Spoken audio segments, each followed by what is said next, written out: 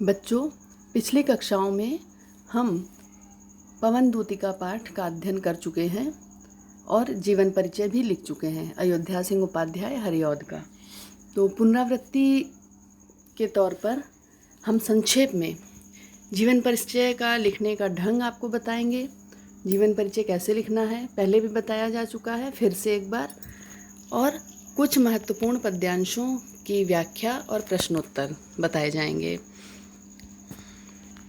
सबसे पहले पाठ 1 अयोध्या सिंह उपाध्याय हरिऔध, जीवन अवधि सन 1865 से सन 1945 ईस्वी तक। नाम अयोध्या सिंह उपाध्याय, जन्म स्थान निज़ामाबाद, जिला आजमगढ़, उत्तर प्रदेश। पिता पंडित भोला सिंह उपाध्याय, युग द्विवेदी युग। विशेष इनके बारे में विशेष क्या है? कवि सम्राट की उपाधि दी गई, साहित्य वाचस्पति की उपाधि दी गई और आधुनिक युग का सूरदास इन्हें कहा जाता है, क्योंकि सूरदास ने जैसे गोपियों का विरह वर्णन लिखा है वैसे ही हरिऔध ने भी राधा का विरह वर्णन लिखा है। शिक्षा क्वींस कॉलेज वाराणसी से। रचनाएं इनकी कृतियाँ प्रिय प्रवास, वैदेही वनवास आदि। काव्यगत विशेषताएं, इनके काव्य में क्या विशेषताएं हैं? लोक मंगल की भावना, जो हरिऔध ने वर्णन किया है राधा का, कृष्ण का, तो इसमें कृष्ण एक भगवान के रूप में नहीं, ईश्वर के रूप में नहीं, बल्कि एक ऐसे व्यक्ति के रूप में दर्शाए गए हैं जो संसार का कल्याण चाहते हैं। राधा भी एक साधारण प्रकृति चित्रण। कला पक्ष ब्रजभाषा एवं खड़ी बोली। प्रबंध शैली, सबसे पहला प्रबंध काव्य द्विवेदी युग का जो खड़ी बोली का प्रबंध काव्य है प्रिय प्रवास, वो हरिऔध जी ने ही लिखा।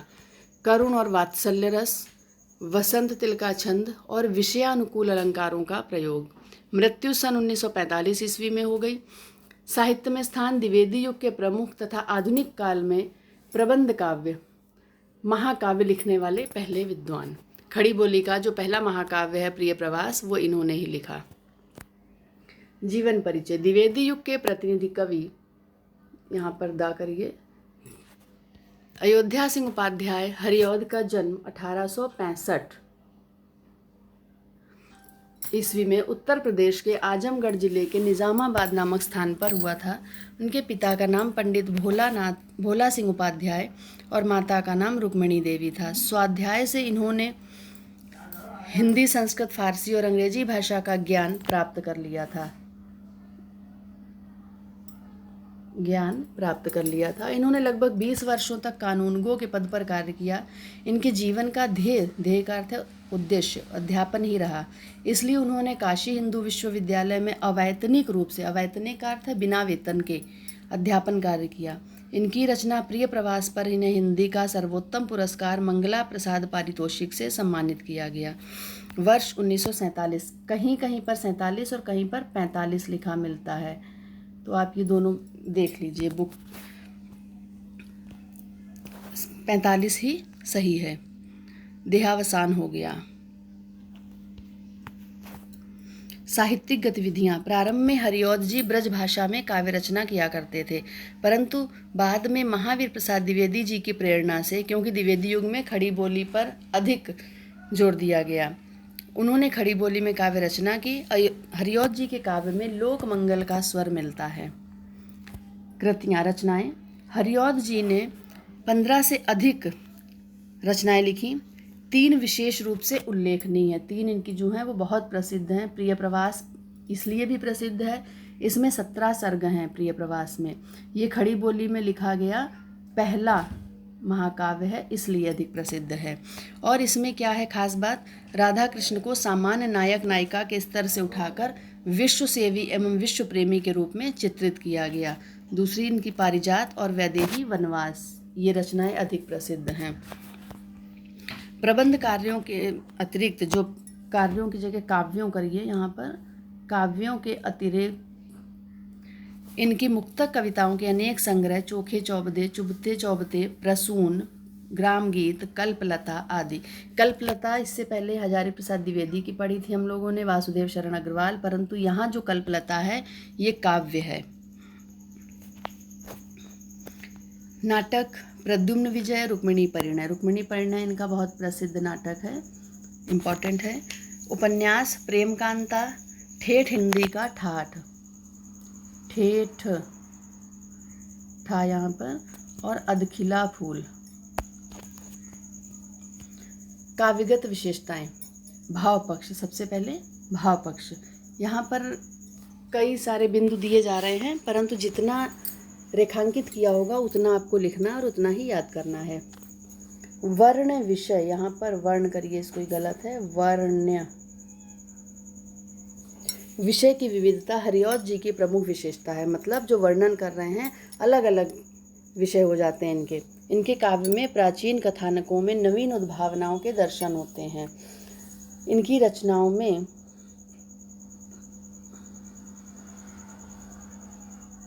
इनके आराध्य भगवान ना होकर मात्र जननायक एवं जनसेवक हैं। ठीक है, अगला वियोग और वात्सल्य। हरिऔध जी के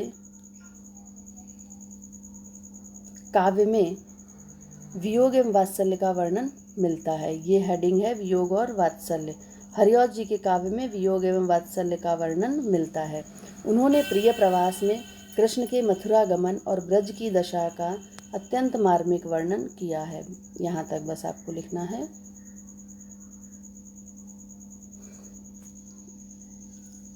तीसरा बिंदु, लोक सेवा की भावना। हरिऔध जी ने, ये हेडिंग है, लोक सेवा की भावना। हरिऔध जी ने श्री कृष्ण को ईश्वर के रूप में न देखकर आदर्श मानव और लोक सेवक के रूप में चित्रित किया है।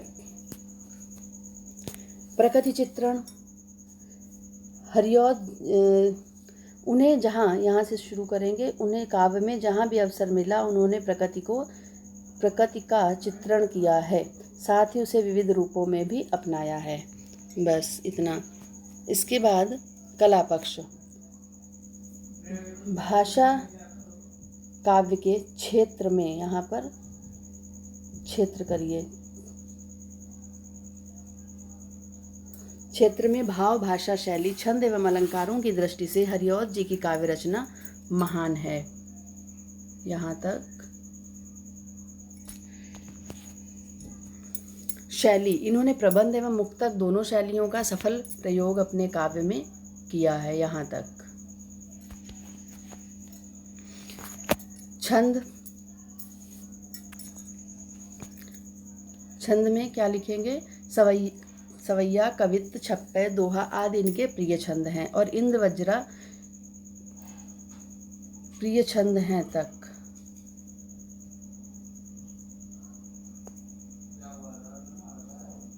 ठीक, इतना छंद हैं तक। फिर अलंकार, इन्होंने शब्दालंकार और अर्थालंकार दोनों का भरपूर एवं स्वाभाविक प्रयोग किया है। इनके काव्यों में उपमा के अतिरिक्त रूपक, उत्प्रेक्षा आदि अलंकारों का प्रयोग मिलता है। बस।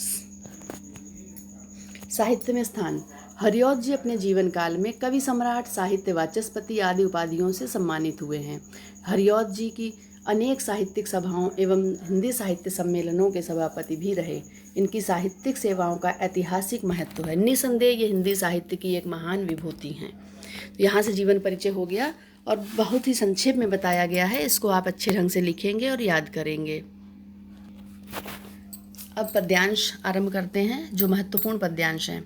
बैठी खिन्ना यक दिवस वे गेह में थीं अकेली, आके आंसू दृग युगल में थे धरा को भिगोते। यहाँ पर राधा का विरह वर्णन किया है।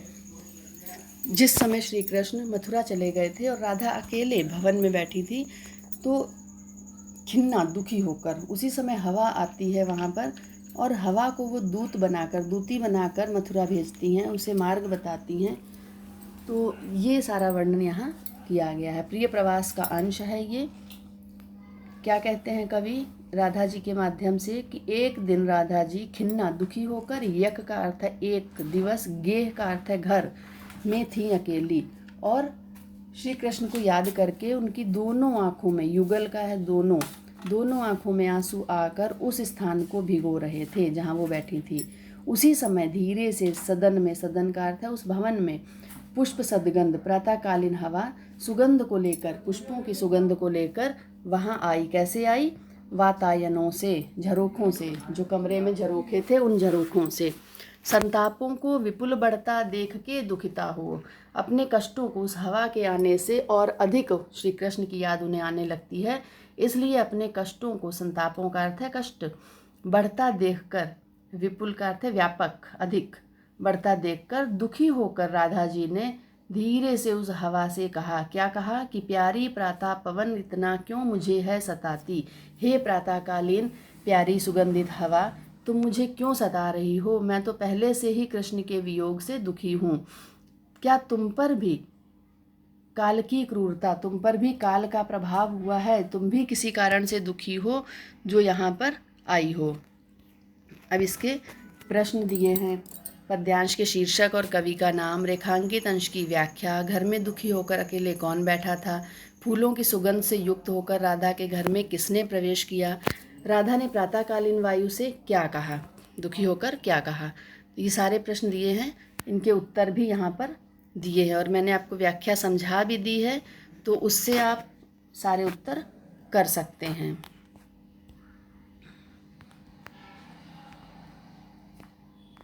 दूसरा है, लज्जाशीला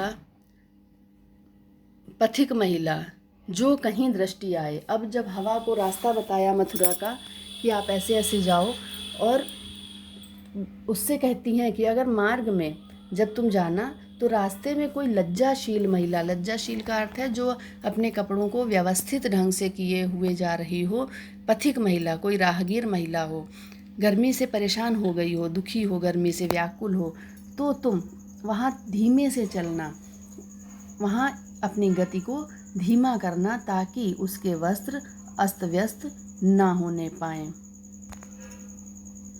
उसके विकृत का अर्थ है अस्त व्यस्त। और थोड़ी सी भी विश्रमित अगर वो थकी हुई लगे तो उसे गोद में लेकर उसकी शांत थकान को मिटा देना। उसके मुरझाए हुए होठों और मुख की, कमल जैसे मुख की म्लानता को, म्लानता का अर्थ है मुरझाहट, जो गर्मी के कारण सूख गया हो, उसे अपनी हवा की शीतलता से मधुर कर देना, फिर से वैसे ही प्रसन्न मुख कर देना। और कोई क्लांता कृषक ललना, क्लांता का अर्थ है थकी हुई, कृषक ललना, इसमें समास आपसे पूछा जाएगा, कृषक ललना। अगर कोई किसान स्त्री जो खेत में दिखाई दे थकी हुई हो तो धीरे धीरे वहाँ चलना और जाकर उसकी थकान को अपने स्पर्श से मिटा देना। और आसमान में देखना, व्योम का अर्थ है आसमान, आकाश में कोई जलद, कोई बादल जा रहा हो तो उसे उड़ाकर उस स्त्री के ऊपर छाया कर देना। छाया द्वारा सुखित करना तप्त भूतांगना को, अपनी छाया के द्वारा गर्मी से तृप्त, उस गर्मी से संतप्त उस भूतांगना का अर्थ है स्त्री को सुखी कर देना, प्रसन्न कर देना अपनी शीतलता से। यहाँ पर भी प्रश्न दिए गए हैं और इनके उत्तर आपको कृषक ललना में समास बताना है। इसमें सारे उत्तर दिए गए हैं।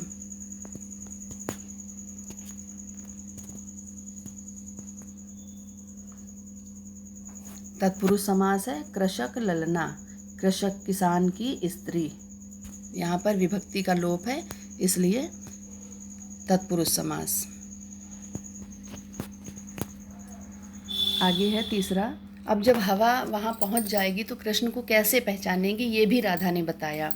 तू देखेगी जलद तन को, जलद तन मतलब बादलों के समान श्याम वर्ण वाले, जलद का अर्थ है बादल, तन का अर्थ है शरीर, बादल के समान श्याम वर्ण वाले, श्याम वर्ण के शरीर वाले तुम्हें वहाँ दिखाई देंगे। तुम जाकर वहीं तदगता, तदगता उन्हीं के समान, वैसे ही तुम वहाँ पर उपस्थित होना तो उनके लोने नयन होंगे, लोने का अर्थ है सलोने, सुंदर, उनके नेत्र तुम्हें सुंदर नेत्र दिखाई देंगे, अर्थात जब तुम देखोगी तो उनकी छवि, उनकी पहचान बताती हैं, उनके नेत्र सुंदर होंगे और उनके नेत्रों से उत्कीर्णकारी, प्रकाशित करने वाली ज्योति बिखर रही होगी। मुद्रा होगी वरवदन की मूर्ति सी सौम्यता की, उनकी मुद्रा कैसी होगी, उनका रूप स्वरूप कैसा होगा, श्रेष्ठ, वो स्वयं एक सौम्यता की मूर्ति के समान होंगे। उपमा अलंकार है मूर्ति सी सौम्यता की।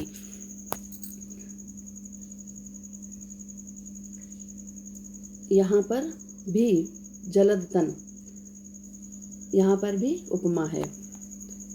सीधे साधे वचन उनके सिक्त होंगे सुधा से। उनके सीधे साधे वचन, जो शब्द बोलेंगे, जो वाणी उनकी होगी, वो कैसी होगी? सुधा, अमृत से भरी हुई, सिंची हुई। सिक्त का अर्थ है सिंचा हुआ, अमृत से सिंचे हुए उनके शब्द होंगे। और कमर में, कटी का अर्थ है कमर, कमर में जो पीला वस्त्र पहनते हैं, पीला वस्त्र, वो उन पर बहुत अधिक फबीला, सुंदर लगता है, फबता है। और उनके मस्तक पर जो एक काली लट, अलग का अर्थ है लट, बालों की लट, छूट कर माथे पर आ रही होगी, वो उनके मुख की कांति को और अधिक बढ़ाती है। उन सुंदर वस्त्रों में, सद वस्त्रों, उन सुंदर वस्त्रों में उनके जो कोमल शरीर की चमक है, वो ऐसे ही फूट पड़ती है जैसे कि किसी वृक्ष में से कोई सुंदर कली फूट रही हो। प्रश्न दिए हैं, प्रस्तुत पद्यांश के शीर्षक और कवि का नाम। तो वही है, शीर्षक का नाम पवनदूतिका और कवि का नाम अयोध्या सिंह उपाध्याय हरिऔध। रेखांकित अंश की व्याख्या बता दी है। प्रस्तुत पंक्तियों में राधा पवनदूतिका को किसकी पहचान बताती हैं? श्री कृष्ण की। पूरा लिखेंगे वाक्य आप। श्री कृष्ण के नेत्रों की शोभा कैसी है? श्री कृष्ण कटी में कैसा वस्त्र पहनते हैं? तो ये सारे दिए हुए हैं उत्तर। मेघ के समान शोभा वाले श्री कृष्ण को तुम देखोगे, उनके शरीर की श्यामलता खिले हुए नीलकमल के समान मोहक है। मेरे प्रियतम कृष्ण कमर में आकर्षक पीला वस्त्र धारण करते हैं, उनके मुख पर लटकी हुई काले बालों की लट उनकी शोभा को चार चांद लगा रही होगी। सुंदर वस्त्रों में उनके शरीर की शोभा और अधिक बढ़ रही होगी। पवनदूतिका किसकी पहचान? श्री कृष्ण की। श्री कृष्ण के सुंदर नेत्र प्रकाश बिखेरते हैं। श्री कृष्ण कटी में पीला वस्त्र धारण करते हैं। कोई प्यारा कुसुम, कुसुम है, कुसुम कुम्हला गेह में जो पड़ा हो। अब राधा हवा से ये कहती हैं कि वहाँ जाना और श्री कृष्ण को मेरी याद दिलाना। तो इसके लिए वो विभिन्न उपाय बताती हैं हवा से। उनमें से एक उपाय क्या कहती हैं कि अगर वहाँ कोई, उस घर में जहाँ पर वो बैठे हों, गेह का अर्थ है सदन, भवन, घर, अगर जहाँ पर, जिस सदन में मेरे प्यारे श्री कृष्ण बैठे हों, तो वहाँ देखना कोई मुरझाया हुआ पुष्प पड़ा हो, कुसुम का अर्थ है पुष्प, तो तुम उसे उड़ाकर प्यारे मेरे श्री कृष्ण के चरणों पर गिरा देना। तो उन्हें इस प्रकार क्यों गिरा देना? जिससे कि उन्हें ये ज्ञात हो सके कि इसी फूल की तरह, फूल सी एक बाला, उपमा अलंकार, फूल सी एक बाला, एक लड़की है जो फूल की तरह, जैसे ये फूल अपनी डाली से अलग होने पर मुरझा रहा है, वैसे वो भी उनसे अलग होकर इसी प्रकार से मुरझा गई है। और म्लाना हो कमल पग को चूमना चाहती है, और मुरझा कर वो आपके कमल समान चरणों को चूमना चाहती है, स्पर्श करना चाहती है। प्रश्न दिए हैं इसके भी उत्तर। पाठ का नाम वही है, पवनदूतिका, कवि का नाम अयोध्या सिंह उपाध्याय हरिऔध, और आगे के ये उत्तर सारे दिए हुए हैं।